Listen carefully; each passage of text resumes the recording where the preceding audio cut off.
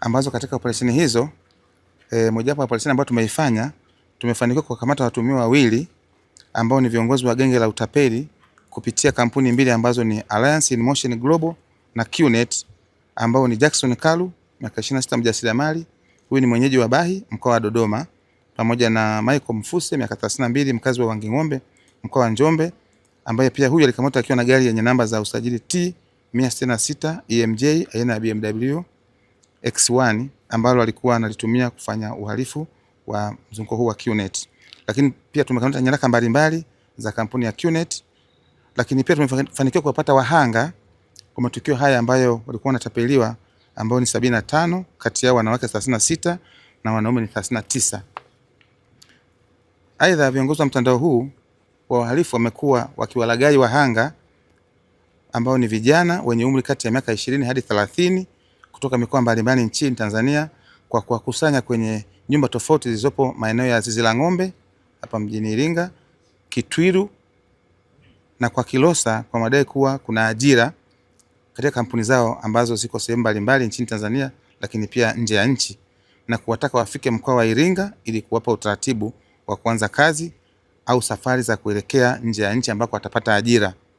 Vijana hawa wanapofika mkoani Iringa hupokelewa na viongozi hawa wa kundi hili la utapeli, kisha kuanza kuwafundisha na kuwataka kila mmoja kuleta pesa au kutoa fedha kuanzia kiwango cha shilingi 600,000 na kuendelea hadi kufikia shilingi milioni 4 kutoka wazazi au walezi wao, huku akidai kuwa fedha hizo ni kwa ajili ya usajili, ada au kiingilio, na kwamba atakaleta wafuasi wengine wawili katika hao waliotapeliwa atarejeshewa fedha zake na mtaji wa biashara. Lakini tumefanya mawasiliano na baadhi ya wazazi ambao wamekiri kwamba watoto wao hawa, wengine wanasema wako kwenye vyuo mbalimbali wanasoma, wengine kwenye mafunzo mbalimbali, tofauti na hali ilivyo kwa sasa ambapo watoto wao tumewakuta katika mazingira kama haya. Lakini kutokana na upelelezi, Jina Sulemani Hasani, natokea mkoa wa Mtwara, wilaya Tandahimba. Nilikuwa Mtwara, baada ya kutoka Mtwara nikaenda zangu Zanzibar. Nikapigiwa simu na rafiki yangu kutoka Zanzibar, nikiwa Zanzibar. Akaniambia kwamba huku kuna chuo, kwa sababu mwenyewe ndoto yangu kusomea ni hoteli. Nataka nisomee hoteli, mambo ya hoteli. Kwa hiyo baada ya hapo akaniambiaje, huku kuna nini chuo ambacho unaweza ukasoma na ajira unaweza ukapata hapa. Nikamwambia haya sawa. Nikatoka zangu Zanzibar mpaka hapa. Nikawaelekeza wazazi pia wakasema haya. Baada ya hapo nilipofika hapa nikakuta kuna nini. Sikukuta chuo, maana manzari yangu nilisema nikifika Iringa nakuta chuo, naenda zangu hotelini, naenda kufanya kazi, naenda kusoma pia.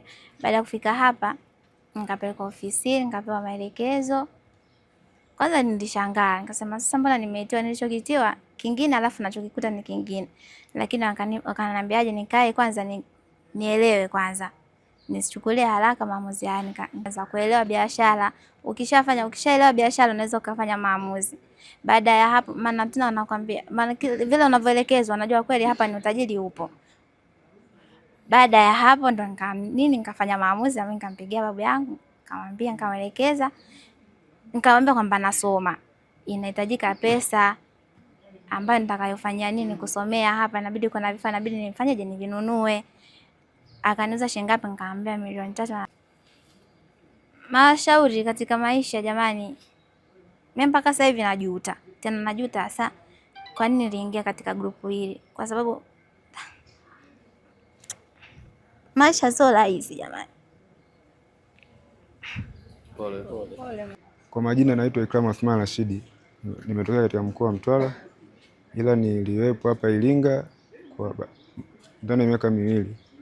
Ila mwaka jana kuna rafiki yangu akanishirikisha hiyo biashara. Akaniambia utakuwa kama mteja, utanunua bidhaa yako moja ili ya matumizi. Alafu baada ya hapo utafunguliwa duka la kimtandao. Ndio hiyo milioni 3.5 yangu mimi na milioni 3.5 ya mdogo wangu. Kwa jumla milioni 7.